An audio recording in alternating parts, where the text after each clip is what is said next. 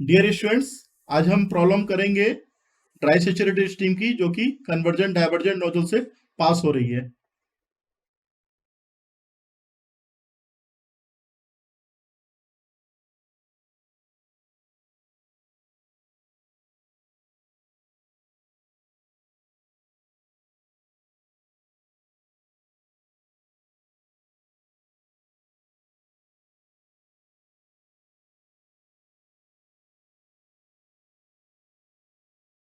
तो प्रॉब्लम में दिया हुआ है, dry saturated steam enters a nozzle at a pressure of 10 bar and with an inertial velocity of 90 metre per second. तो dry saturated steam जब nozzle से पास हो रही है तो उस टाइम पे उसका प्रेशर 10 बार है और वेलोसिटी जो है 90 मीटर पर सेकेंड है। उसके बाद the outlet pressure is 6 bar and the outlet velocity is 435 metre per second. Outlet जो प्रेशर है वो 6 बार दिया हुआ है, एग्जिट प्रेशर जिसे हम बोलते हैं, और जो एग्जिट वेलोसिटी है वो 435 मीटर पर सेकेंड है। The heat lost from the nozzle is 6.3 kilo joule per KG of steam flow. कुछ स्टीम का जो हीट लॉस है वो नोजल से हो रहा है, जिसकी की quantity 6.3 kilo joule per KG दी है। तो हमें यहाँ पे जो कैलकुलेट करना है, calculate the dryness fraction and the area at exit. Dryness fraction क्या रहेगी एग्जिट कंडीशन पे, और उसका एरिया क्या रहेगा यदि एरिया जो है, यदि इनलेट सेक्शन पे 1256 मिलीमीटर स्क्वायर दिया हो। तो सबसे पहले डेटा गिवन लिखेंगे।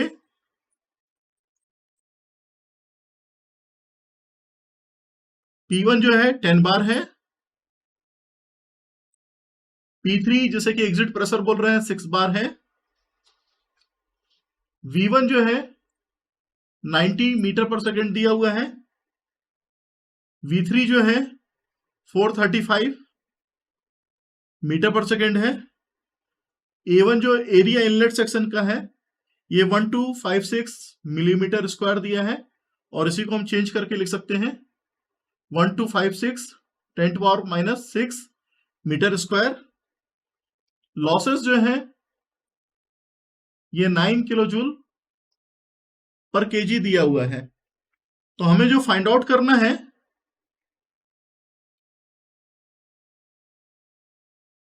Dryness section eight exit,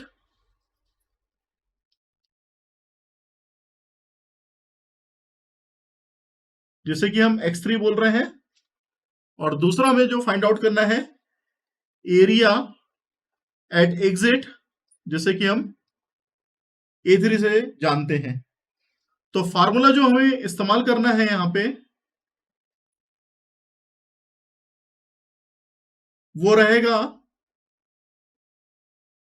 S3 is equal to HF3 plus X3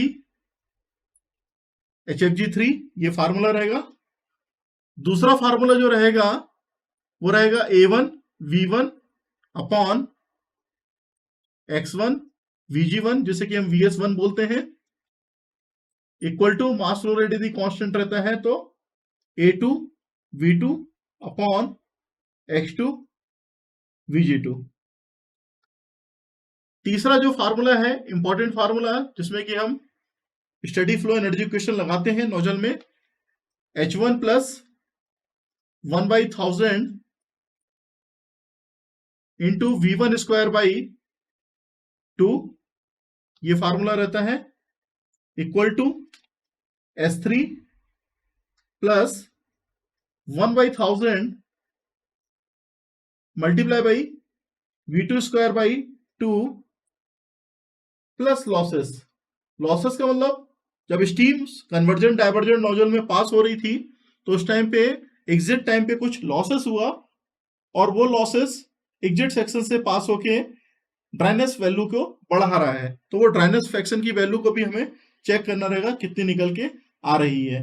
तो उसके लिए हमें पता है, चूंकि स्टीम का जो एक्सपांसन होता है स्टीम नोजल में वो आइसेंट्रोपिकली होता है, तो जितनी भी एंट्रोपी शुरुआत वाली कंडीशन में रहेगी उतनी एंट्रोपी हमारी फाइनल जब एग्जिट निकलेगी उसके बराबर रहेगी। जैसे कि हम लिखते हैं S1 is equal to S3। इसका मतलब होता है entropy before expansion equal to entropy after expansion. तो जो वैल्यूज हैं जिसे कि हम डायरेक्टली स्टीम टेबल से देख सकते हैं, तो यहां पे हम लिखेंगे फ्रॉम स्टीम टेबल, जो हमें वैल्यू रीड करनी है। तो प्रेशर P1 पे हमारे पास एट प्रेशर P1 10 बार है।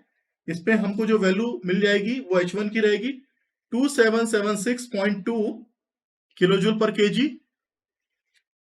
इसी तरीके से जो Vg1 की वैल्यू है, जैसे कि स्पेसिफिक वॉल्यूम बोलते हैं, उसकी वैल्यू 0.1943 मीटर क्यूब पर केजी। ये प्रेशर P1 पे ही देख रहे हैं हम। अब प्रेशर P3 जो है, जो कि 6 बार दिया है, एग्जिट प्रेशर है 6 बार है।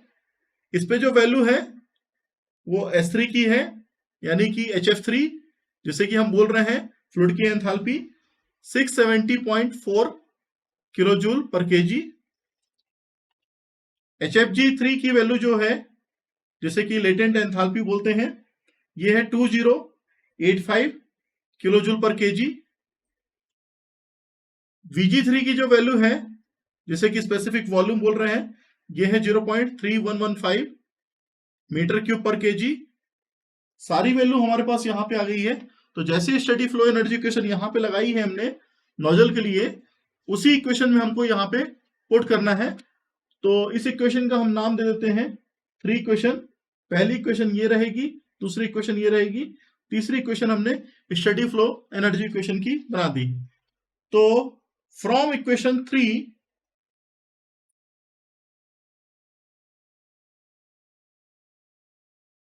यहां पे हमारे पास H1 की वैल्यू आ चुकी है, जो हमने यहां पे लिखी हुई है। वेलोसिटी जो है इनिशियल हमारे पास दी हुई है V1, जो हमें चाहिए है। S3 की वैल्यू हम अभी कैलकुलेट करेंगे यहाँ पे, और V2 की वैल्यू यहाँ पे दी हुई है, जो हमें एग्जिट वेलोसिटी जिसे हम बोलते हैं। तो V2 जो है यहाँ पे V3 की फॉर्म में रहेगी, उसको हम यहाँ पे लिखेंगे। तो सबसे पहले हमें जो काम करना है वो है S3 की वैल्यू के लिए।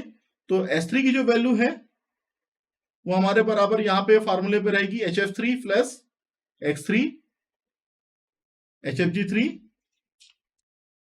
तो S3 की जो वैल्यू है वो हम निकालेंगे स्टेडी फ्लो एनर्जी इक्वेशन से। तो वैल्यू पुट करेंगे, लॉसेस भी दिए हुए हैं साथ में।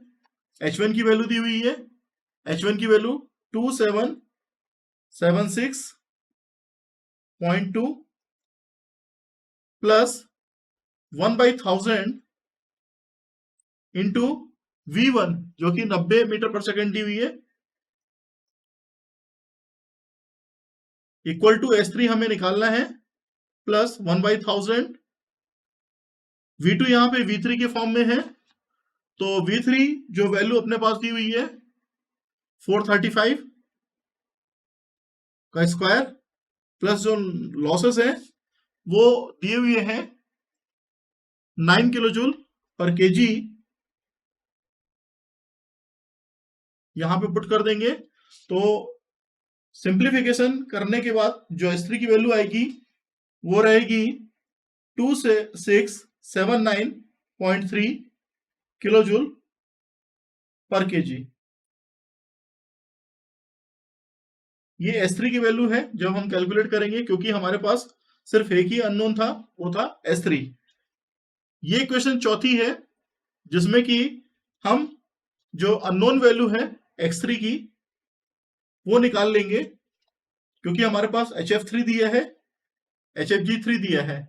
यहां पे अभी हमने 6 बार पे HF3 स्टीम टेबल से रीड किया था और HFG3 रीड किया था। तो अब हम वैल्यू जो है इक्वेशन से निकाल लेंगे। तो फ्रॉम इक्वेशन 4 S3 की वैल्यू हमारी निकल के आ चुकी है 2679.3 इज इक्वल टू HF3 की वैल्यू है 670.4 plus X3 multiply by HFG3 जो है 2085 है। तो जो X3 की वैल्यू निकल के आएगी 963, ये ड्राइनेस सेक्शन निकल के आ गई एग्जिट सेक्शन पे। इसी तरीके से हम जो आपका एग्जिट एरिया है नोजल के लिए वो हम निकाल सकते हैं। तो फ्रॉम इक्वेशन नंबर 2 यहां पे फार्मूला लिखा हुआ है A1V1 अपॉन X1 VG1। इसी को हम थोड़ा सा मॉडिफाइड कर रहे हैं, क्योंकि वहां पे दूसरे पॉइंट के लिए लिखा था, इसी को हम आगे मास फ्लो रेट कांस्टेंट रहता है तो A3V3 अपॉन X3 VG3 लिख सकते हैं। अब एरिया जो A1 है वो हमारे पास दिया हुआ है 1256 इंटू 10⁻⁻6। जो V1 वेलोसिटी है वो हमारे पास 90 मीटर पर सेकेंड दी हुई है। X1 की वैल्यू हमारे पास, क्योंकि वो ड्राई सेचुरेटेड है इसलिए 1 रहेगी। VG1 की वैल्यू 0.1943 है। इन सभी को हम यहाँ पे पुट करेंगे तो A1 की वैल्यू हमारे पास है 1256 into 10⁻⁻6 multiply by 90 metre per second. Velocity try saturated steam थी तो 1 ले लिया, 0.1943 इसका VG1 है, इज इक्वल टू A3 जो कि हमें निकालना है, V3 की वैल्यू दी हुई है यहां पे 435 मीटर पर सेकेंड।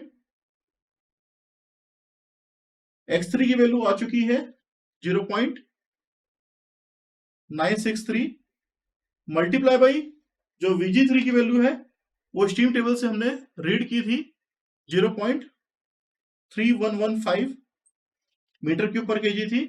तो आपके पास यहाँ पे जो अननोन पैरामीटर है जिसे कि हमें निकालना है वो A3 है। तो A3 जो निकल के आएगा यहाँ से 406 इंटू 10⁻⁻6 मीटर स्क्वायर में निकल के आ रहा है, और इसी को यदि हमें mm में चेंज करना है तो 406 mm स्क्वायर लिख सकते हैं। तो जो रिक्वायर्ड डाटा था वो हमने यहाँ पे निकाल लिया। तो इसे हम बोलेंगे एग्जिट एरिया, और ये जो कहलाएगी इसे बोलेंगे exit dryness section, divergent section पे जब स्टीम बाहर निकल के जा रही है।